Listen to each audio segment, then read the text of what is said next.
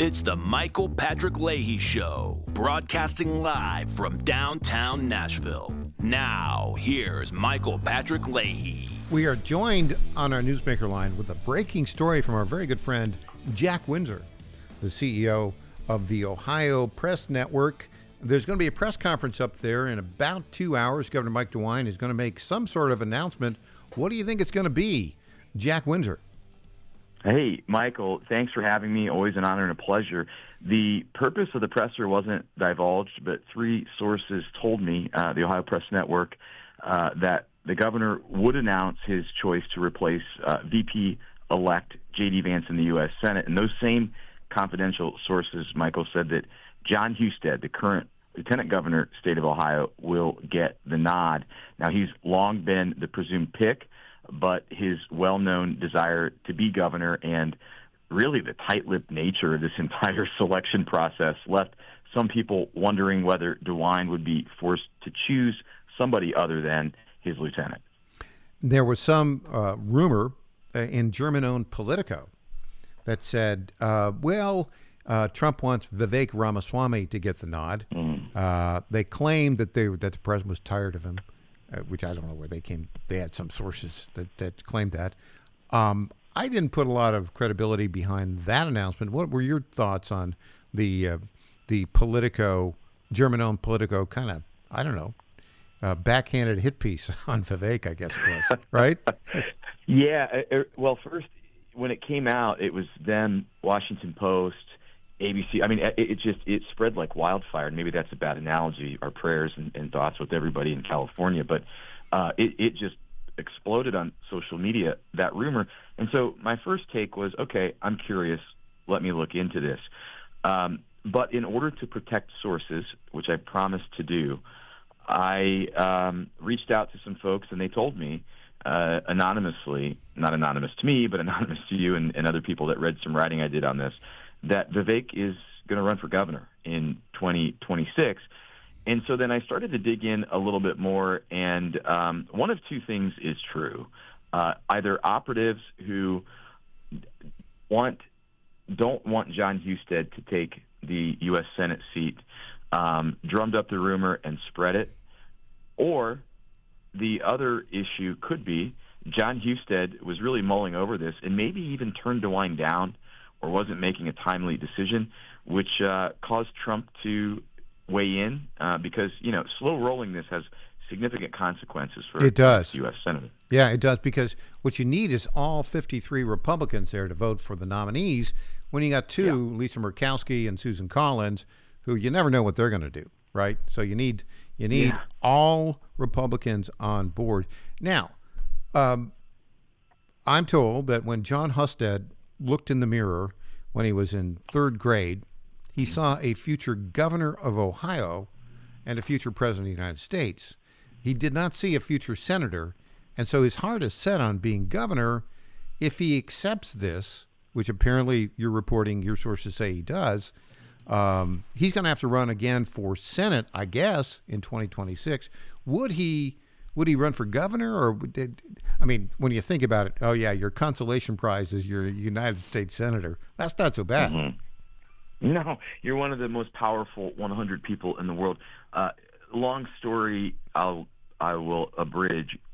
It was a conversation I had with former Speaker of the Ohio House, who's now in prison, unfortunately, Larry Householder, and he was telling me a story about John Husted knocking on doors circa 2000 when he was running for the Ohio State House, and that's what he told people: I will eventually be governor. That's his longtime dream. A couple of things have changed in Ohio over the past 4 years.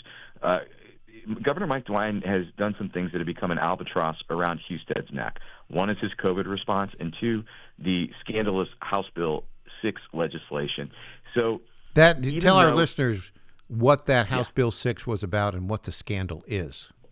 Yeah. So to the average bystander, you go, well, it kind of looks like politics. First Energy pleaded guilty to pumping money through 501c4 groups, and that money ended up with Speaker Larry Householder, who he supported a bunch of people to run for the state house around the state of Ohio. All of that to say they bought people to get them in place, to get legislation over the finish line that would have massively revamped Ohio's energy policy and been a boon for First Energy. The feds came in and started investigating and then arrested Householder along with 4 others. And that ended up being the largest, what they call bribery scheme. And DeWine has history. he's not been charged, but he's very connected to all that, right? Well, he's very connected in a couple of ways. Number one, email messages, text messages obtained through record requests show that he and Husted were very aware of what was going on. And then number two, the person that he placed in charge of the Public Utilities Commission of Ohio, he was advised, don't do it because this person has ties to First Energy and it might compromise his ability to be unbiased. And so he went ahead and did that. One of the things that folks on the left have long gnashed their teeth about since those arrests is how is it that Governor Mike DeWine and John Husted haven't been held to account for this when other people have gone to prison. And that is why I think going to the Senate for John Husted makes sense. You get the stink off of you for a while, at least for 2 years, and then in 26 you reexamine. Do I run again for Senate? Do I run for governor? But let me add this real quick. If Vivek Ramaswamy is in that race in 26, it doesn't matter. I mean, John Husted could stand on his head and spit quarters because Vivek's up by about 30 points on everybody in that primary. Yeah, he's very race right popular in Ohio. From Yeah. everything I guess I saw a poll that had him with like a big field of 12. He had like 41%. The nearest competitor was 16%. What level of confidence do you have in your 3 confidential sources who say that in 2 hours, 1 hour and 50 minutes, Mike DeWine, governor of Ohio, will appoint Lieutenant Governor John Husted to the seat in the United States Senate vacated by J.D. Vance? What's your level of confidence in that? Well, my level of confidence is probably like the Volunteers and the Buckeyes about to run out of the locker room a few weeks back. You know, you're nervous, got us. You're excited, and you feel like you're going to throw up a little bit. That's where I am, and the reason listen, my sources are solid, rock solid. But here's the thing: this process, Mike, has been more tight-lipped than anything I've ever seen. I'm excited about the announcement. I think that I'm right, but at the end of the day, I do need to qualify it and say I could be wrong. He could come out and say, no, it's going to be Secretary Frank LaRose. It's going to be Jane Timken. It's going to be someone else. I'll tell you who I would look like a buffoon. I think he ought to name Jack Windsor. Oh, boy. Oh, boy. There you go. Things that will never happen. Mike DeWine, even letting Jack Windsor in the building. He's not letting you in the building these days, is he? No. So real quick, funny story. There was a press conference yesterday that he called, and I was the news outlet he didn't invite. Unfortunately for him, I did some gumshoe stuff, and I found him. And so I barged into the presser yesterday and was able to get within 3 feet of him and ask him 2 questions. So, yeah. No, I'm not on his Christmas card list. Yeah. Well, that's because you point out his foibles, shall we say. Okay, last very important question. Ohio State or Notre Dame in the national championship? Man, oh, Manischewitz. I know you're a Fighting Irish guy, so I will tell you this. I think Marcus Freeman is one of the best human beings I've ever known. He's a former Buckeye. I got to know him when he was in college through Jim Tressel. And the Irish are tough. Their defense flies around. They scare me more than Tennessee, Oregon, or Texas. All of that being said, somebody has got to figure out how to cover Ohio State's offensive weapons, and I don't think that Notre Dame can do it. So I will tell you this. I would say Ohio State by 6. That's what I think. I think Ohio State's going to win. And I'm Michael Patrick Leahy. And they had a famous Leahy as a coach there for many years, won 4 national championships. No relation, or if so, a very distant relation. But look, I think it's Ohio State University football, this is their year, in my view. They're strong. They have so many weapons. And good for Buckeye fans. We're seeing the performance now that we expected to see all year long. Good point. They're a buzzsaw. They're hard to beat. Jack Windsor with the Ohio Press Network. Always great reporting. Thank you so much for joining us today. Thank you, Michael. All right. We'll see. Jack says DeWine's going to appoint John Husted, Lieutenant Governor to the Senate. We'll see. I think Jack's probably right. Back after this, I'm Michael Patrick Leahy.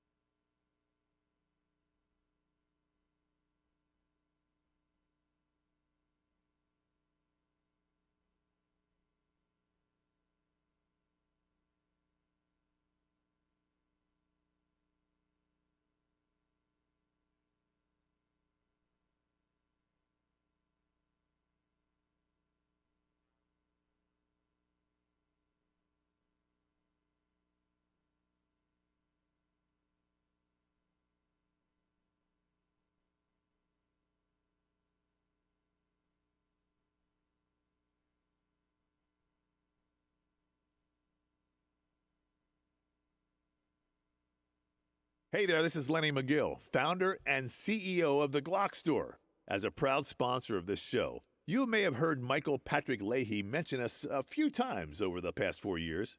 But today, it's me on the radio telling you how pleased we are to be associated with Michael Patrick Leahy and his dedication to the highest levels of professional journalism.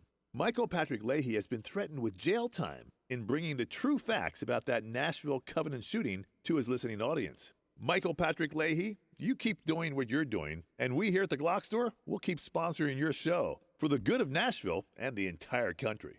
And I'm personally inviting all of your listeners to come visit and shoot at the Glock Store. It's where Michael Patrick Leahy learned to shoot a gun for the first time and where he bought his own personal Glock 19. I'm Lenny McGill, founder and CEO of the Glock Store here in Nashville, just minutes from the airports, worth the drive from anywhere, and a proud sponsor of Michael Patrick Leahy and the Tennessee Star Report. Welcome back to the Michael Patrick Leahy Show. Now, here's Michael Patrick Leahy. 3 days, 40 minutes, and 45 seconds until Donald J. Trump is inaugurated as the 47th president of the United States. But who's counting? I'm so excited about this. We're going to do the lowlights of what we're leaving behind. And I am also very happy to report this is the last full day of our radio program on while Joe Biden is president of the United States. On Monday, we'll have 2 hours of the program. The first 2 hours, we will be saying President Biden. But in the last hour on Monday, we'll be saying President Trump, not President-elect Trump. And we'll be saying former President Biden. Oh, my goodness, we cannot get there fast enough. Hurry up, hurry up, hurry up. We don't like time to move that fast, but I'm thinking it wouldn't hurt my feelings one bit if we just like zoom. If we were right now, actually, if we were right now on Monday, I would be telling you that it is 39 minutes and 30 seconds until Donald Trump is president of the United States. Here's what we're leaving behind. We're leaving behind tired ideas, tired people, vacant intellect. That's what we're leaving behind. And I'm going to give you an example of that. Kamala Harris. We're still hearing words emerge from her mouth. They don't make a lot of sense. And to case in point, clip 14, we're going to play this right now. Kamala Harris. Let's see if we can decipher this. I am fully aware that I am the public face of a lot of our work. And so I have the benefit of running into people all over our country who thank me. And I will tell you, I am fully aware that when they are thanking me, they are thanking our team for the extraordinary commitment that you each have and as a team have to lifting up the American people, lifting up their condition, lifting up their hopes and dreams, and understanding through it all the nobility of public service. Give me a break. A big pile of nothing there.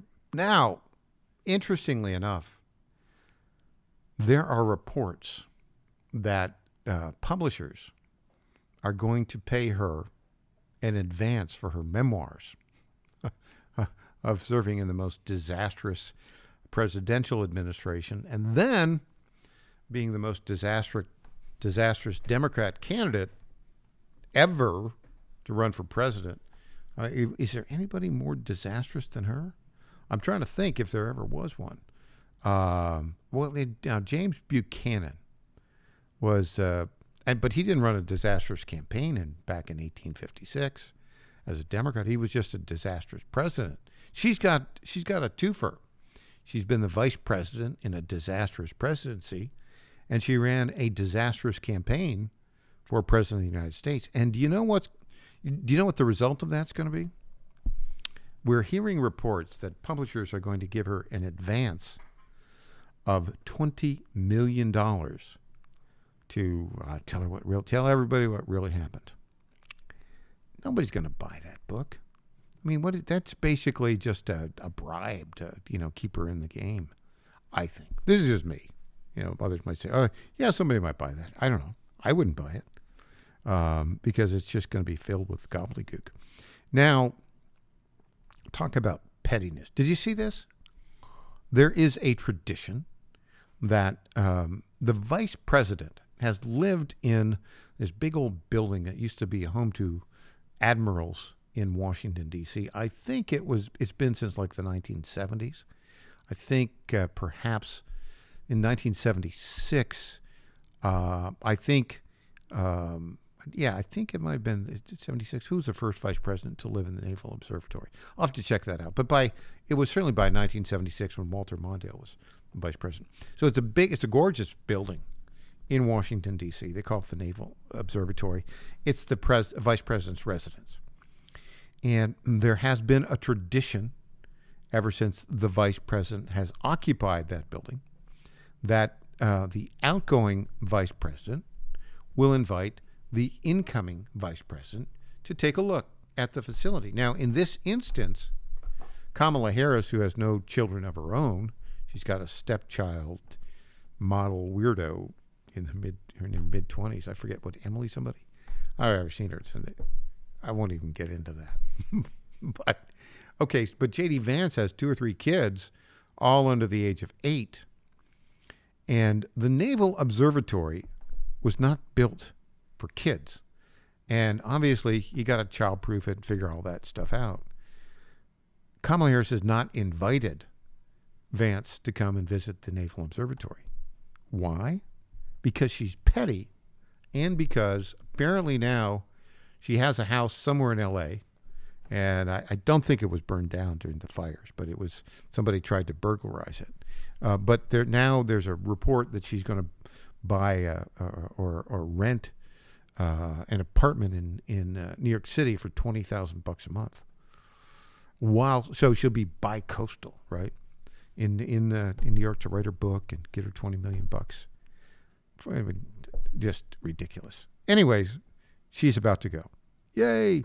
The other person who's about to go is Merrick Garland, the worst attorney general in American history. And we have a clip of the sanctimonious Garland here. And we're going to play the full clip, and then I'll give you my analysis of the hypocrisy of Merrick Garland. Here we go. Clip 17, Merrick Garland yesterday saying goodbye to the employees at the Department of Justice. U.S. Attorney General Merrick Garland delivered a farewell address on Thursday as he prepares to step down from his post. In it, he urged career civil servants at the Justice Department to abide by norms. It is the obligation of each of us to follow our norms, not only when it is easy, but also when it is hard. Okay, we're going to have to stop as we go through this, and I'll pause it. We must follow our norms. What's that? Norms of legal behavior. What? Oh, here's a norm for you.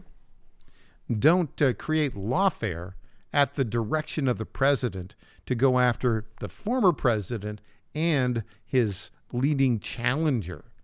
Don't, create lawsuits out of thin air. That's a norm. How about that, Mr. Outgoing Attorney General? Okay, let's continue. And he's filled with so many lies.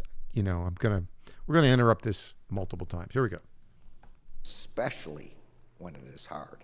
Democratic critics of Donald Trump have voiced concern that the president-elect will undermine the independence of the judiciary when he takes office on Monday. Trump has said his administration will prosecute some of his political adversaries. He has often attacked Garland and other DOJ employees for what he says have been politically motivated legal cases brought against him.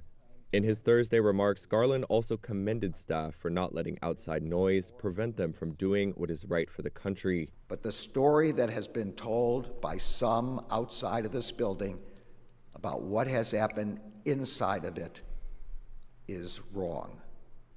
You have worked to pursue justice, not politics. Garland's address came on the second day of confirmation hearings before the Senate Judiciary Committee for Pam Bondi, Trump's nominee to be the next Attorney General. On day one of the hearings, Bondi faced questions from Democrats who said they feared she would abuse the department's law enforcement powers to appease Trump by seeking retribution. Okay, hold on just a moment here. I got to add a little bit here, too, a little personal note here. What we're playing is a clip from C-SPAN. Now, about 20 years ago, when I was an adjunct professor at Vanderbilt University's Graduate School of Management, I wrote a case study about C-SPAN, and Brian Lamb, the founder of C-SPAN, did a great job of building it up. C-SPAN actually is paid for by all the cable networks. And there's been a transfer of leadership at C-SPAN. It's gone from Brian Lamb and his protege, Susan Swain. They brought in a new CEO back in May. And since this guy's come in, I'm sorry to say this, C-SPAN is not unbiased. It's gone lefty. I'm sorry to say that. You want to know why?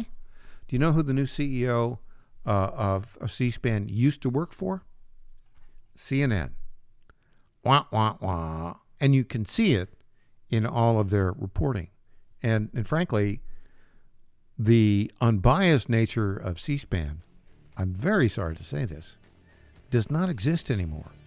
It is left-leaning, and I don't find it nearly as valuable as it once was. Hey, we'll have more clips of the interviews and nomination hearings when we get back. I'm Michael Patrick Leahy.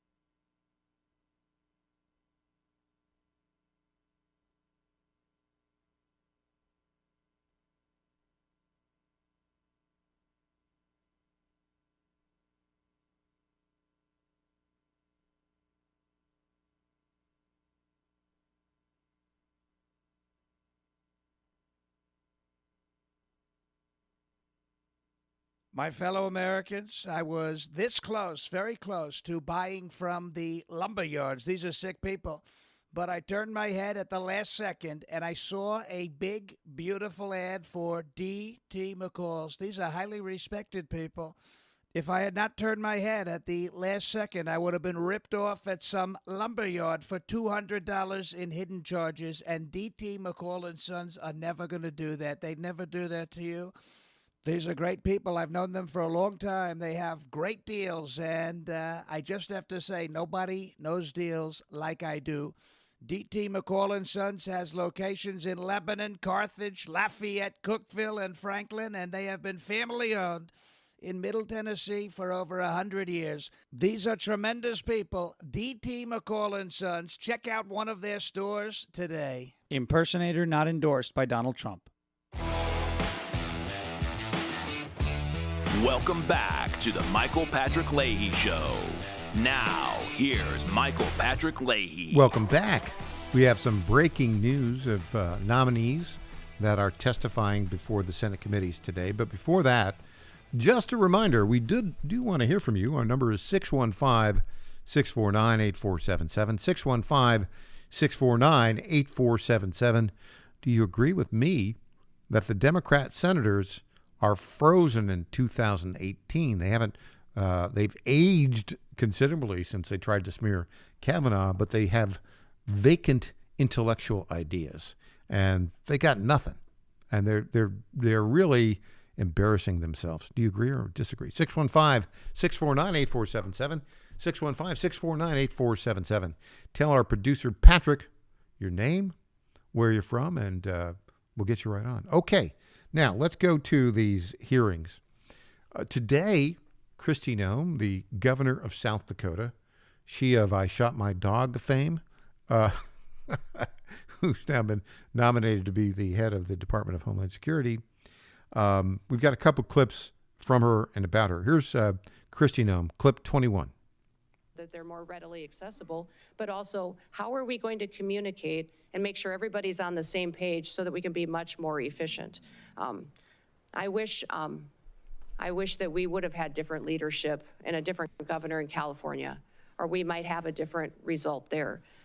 But in the Department of Homeland Security, we can do all that we can to make sure that the people that live in California know that they're going to get a response from the federal government that's appropriate, and we did all that we could to make sure that they had the information ahead of time so they could protect themselves when they do have a failure in leadership like we've seen. Got that South Dakota accent there, right? You see that. Not a Washington person, a little South Dakota accent, even though she did serve in Congress for a while.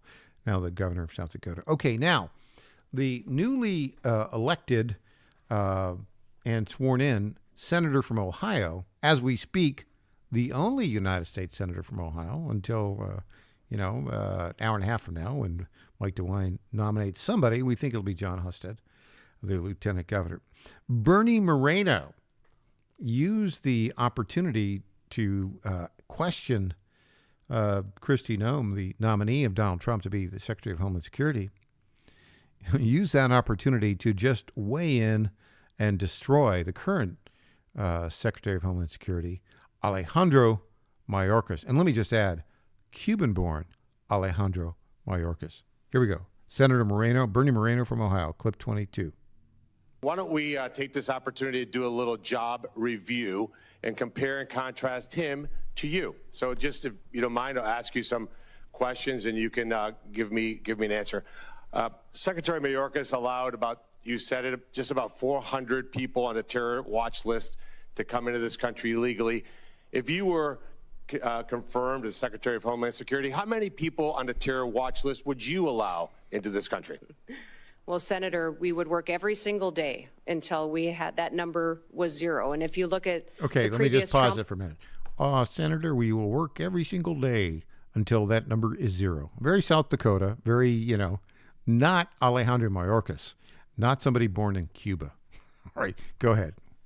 Number was zero. And if you look at the previous Trump administration over his entire 4 years, in comparison to Joe Biden's number, President Trump, it was 11 that were then removed from the country and face consequences. When you look at the 382 that Joe Biden has let in and the policies continue, is shocking and needs to be changed immediately.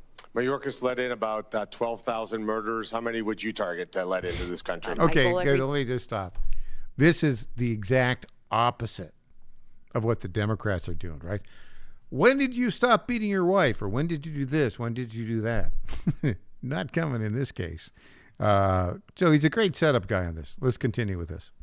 Day would have no murderers allowed into this country in our communities. Mayorkas allowed 16,000 rapists. How many would you target to let in? Every day I'd work to make sure that there was none let into this country. He let 600,000, Mayorkas, 600,000 people with criminal convictions. How many would you allow in? We would work every day to make sure people are safe and that those with criminal convictions are immediately removed. How many private jets would you have the United States taxpayers have fly into foreign countries to pick up people to bring them here? Yeah, Senator, we will no longer be undertaking that mission at the Department of Homeland Security. So not 700,000 individuals on private jets over the last 4 years. You would not have any. No. I'll be working with President Trump to put in place his agenda in adherence to our federal laws. And how many illegals will you plan to house in luxury hotel rooms in Manhattan at a cost of $6,000 per month? Sir, clearly, Senator, during this election, the American people said they did not support that and that that would not be a part of this new administration. How about sex change operations for illegals? How many of those would you... Let's just stop. Let me stop. This was outstanding staff work or outstanding work by Senator Moreno. Yet nothing contrasts the Trump administration policies on border and illegal immigration like this set of questions. I thought Bernie Moreno was fine, but in his first committee hearings, he is doing a great job. All right, go ahead. You would fund. Senator, I believe that the Department of Homeland Security will be reevaluating its mission in this country to not allow that going forward under President Trump's goals. And if you had an illegal migrant that was in this country and they committed a crime, would you offer them airfare from one state to another to evade law enforcement? Sir, I will be following this nation's laws and the Constitution and make sure that all laws are adhered to. Let me just pause for a moment. On this part of it, I think there's a Tennessee connection here. Notice how we praise that.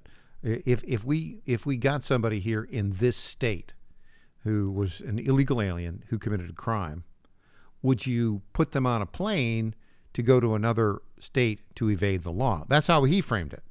I think that's the proper framing. Now, we have a state representative here in Tennessee, Todd Warner, who represents a little part of Williamson County, actually represents me, the part of Williamson County I live in, he represents. He's a Republican, and he represents parts of Murray County, parts of Marshall County. He has a bill that would do exactly that. And I think it's a very bad idea. Somehow Todd Warner thinks that what he's going to do here is make it better, have fewer illegal aliens in Tennessee, and he's going to shift where they are. No, the deal, if you get an illegal alien and they're arrested for a crime and they're in a jail in Tennessee, they need to be deported to the country of origin. That's what needs to happen. All right, let's continue with Bernie Moreno and Christino. And if you had been the head of the Department of Homeland Security a year or so ago, would you have closed a detention center in Georgia that would have allowed the release of somebody charged with a crime? Sir, I don't have the specifics to that situation, but certainly that would not be something that I would want to have under my watch. So just to be clear, Lakem Riley would be alive today if you had been the Secretary of Homeland Security. Senator, my hope is that would be true, yes. Let's switch to... Okay, that was very good. Bernie Moreno, first entrance into the national stage. Well done. Well done. Okay, let's go to some of the other great nominees here. Doug Burgum. We've got another clip from Doug Burgum, nominee, former governor of North Dakota. And as I think some of our listeners know, friend of mine, friendly acquaintance. He was in the class of 1980 at the Stanford Business School with an MBA. And then I was in the class of 1981. But I knew him at the tail end of my first year. We knew each other socially in a couple ways. Not in a big way, but, he was a very impressive guy back then. He, at that time, my recollection is, he was working with the guys helping to put a business plan together for what became Sun Microsystems, Scott McNally and a couple others. And pretty sharp guy. And he went from there to McKinsey as a consultant. And from there, he literally bet the farm. He's from North Dakota. His father passed away, I think, when he was like 12 or 13. And he borrowed against the family farm to start an accounting software company called Great Plains Software. And it was extraordinarily successful. It was so successful that he ended up selling it to Microsoft for like $1 billion back in 2000 and ran it for a while, and then ran for 2 terms as governor of North Dakota. We've talked to him a number of times, and he's just great guy. We'll probably be interviewing him as well. But a very, very solid business guy, very steady. Here's clip 8, Doug Burgum, in his confirmation hearing yesterday. Today, America produces energy cleaner, smarter, and safer than anywhere in the world. And when energy production is restricted in America, it doesn't reduce demand.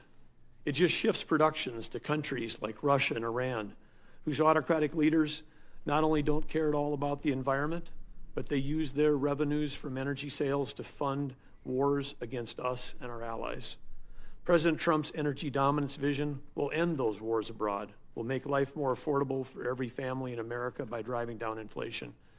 And President Trump will achieve those goals while championing clean air, clean water, and protecting our beautiful lands.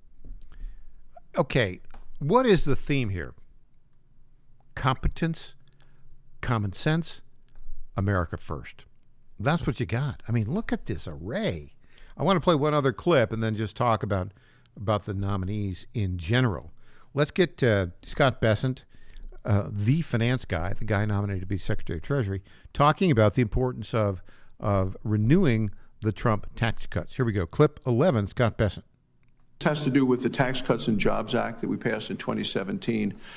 If that were to expire, we're talking about a massive tax hike of over $4 trillion. What would that kind of a tax hike mean for small businesses, for job creators, as well as our global competitiveness if all of a sudden we put the heavy wet blanket of a $4 trillion tax increase on our nation? Senator, I think it would be devastating. That is, especially for small businesses. One of the things that, as someone who came from a very small town, lived in New York with a very big town, and came back to a small town, I believe Wall Street has done great the past few years, and that Main Street has suffered. I think it's Main Street's time. Wall Street can continue to do well, maybe not as well, and it's time to have a Main Street small business-led recovery led by small banks, regional banks, as I call it, reprivatizing the economy. And as I said earlier, we've seen since November 15th, since President Trump's election, we have seen the biggest jump in the history of the Small Business Confidence Index. There you go. Look, you got Doug Burgum, you got Pete Hegseth, you got Pam Bondi, you got Scott Bessent, you got Chris Wright at Energy, you got John Ratcliffe at CIA, you got Marco Rubio, Secretary of State. This is an all-star, all-America, America First cabinet. Well, the more we get back, I'm Michael Patrick Leahy.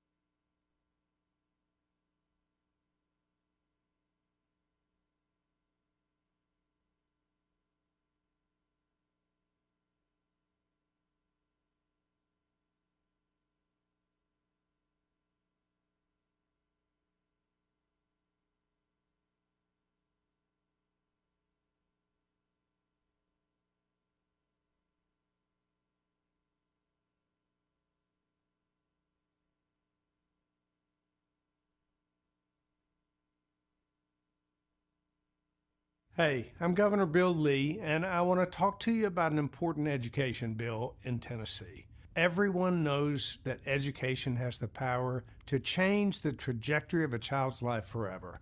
And anyone who's raised a child knows that each one's different in their educational needs, and their learning styles, and their talents. The fact is, parents know their own children best. They know what's best for their education and their future. That's why I'm here to talk to you about Tennessee's Education Freedom Act.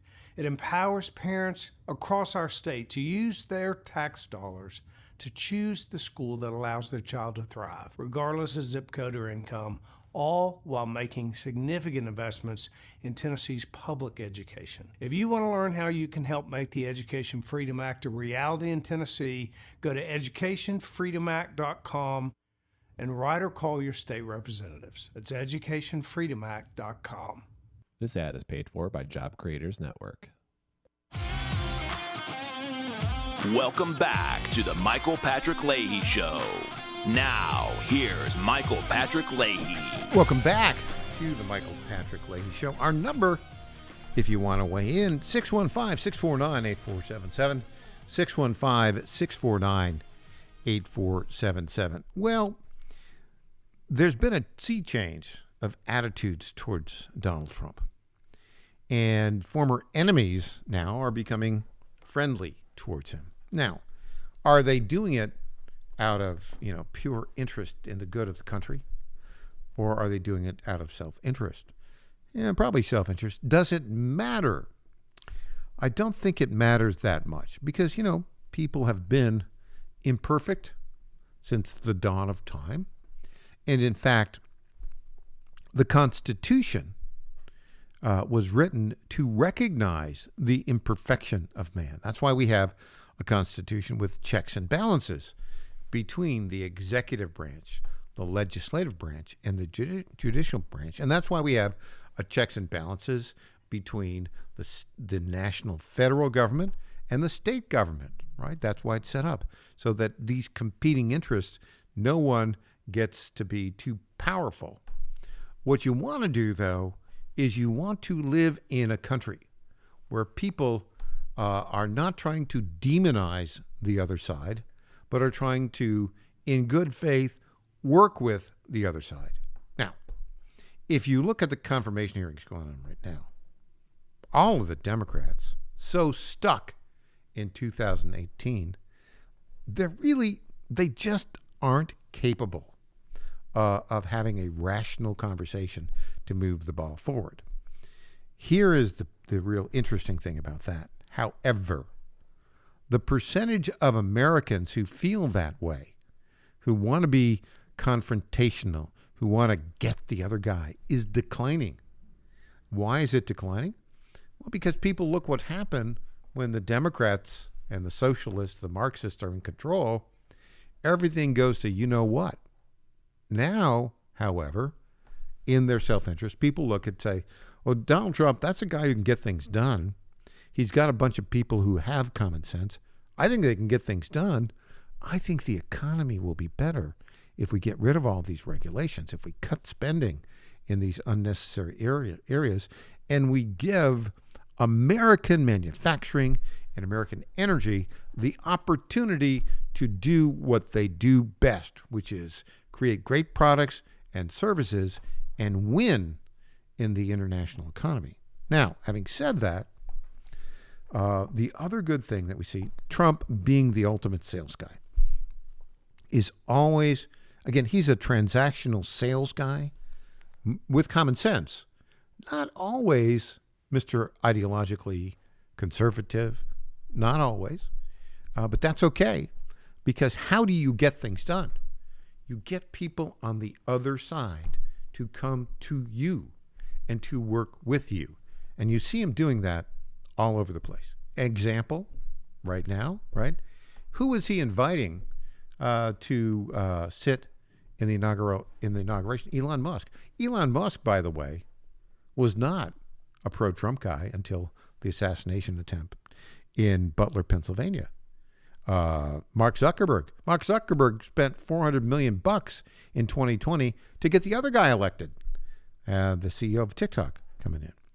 Now, I think it's a good thing to get people who may not have been your friends before to kind of work with you towards a common goal. An example of that, we have here in clip 18, Joe Kernan is a guy on CNBC. He had Paul Ryan on. Paul Ryan is like the leading never-Trumper, right? Kernan just skewered Ryan, and I love watching this. Here we go, clip 18. Joe Kernan, Paul Ryan. So now you're calling for unity. I am calling for unity. Well, that's nice. Yeah. Would have been nice before the election. He won. Look, he won. And the other thing I thought was funny that you said was when you said, hey, look, I want Trump to succeed. You know who that sounds like? It sounds like a Democrat. It sounds like a Democrat saying, well, you know I hope what? the Democrats sound like that. Well, of course you want Trump to succeed. You're a Republican. Here, look, I'm a conservative Republican. I'm a free market, limited government. No, but you know what I'm saying? That's who I hear. Yeah, but my saying brand of conservatism doesn't always overlap with Trump populism. I understand, but it was binary. But you know we argued about that. I know we argued. I don't know. Binary all along. It was always binary. And a vote not for Trump was a vote for Kamala Harris. Can you imagine? I know you want to get back to this. Huh? Here's the point. A lot of this agenda, my kind of conservatism, Trump populism, it overlaps. Okay. We disagree on trade and things like that. I'm not with trade fights on China, but I'm not a big fan of all the tariffs on our allies.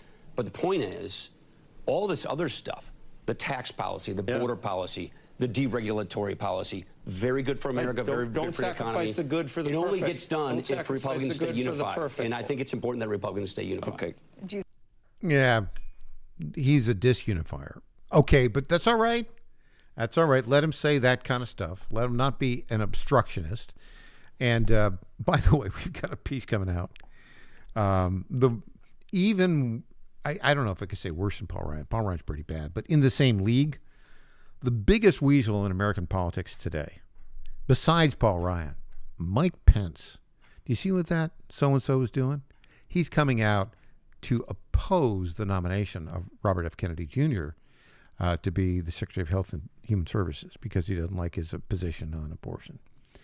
Mike Pence, you are a bad footnote to history. Go away. Nobody wants to hear from you. You are the weaselest weasel that has ever been on the American political scene. But maybe someday I'll tell you what I really think about Mike Pence. We'll be back with the Tennessee Bonus Hour and Crom Carmichael after this.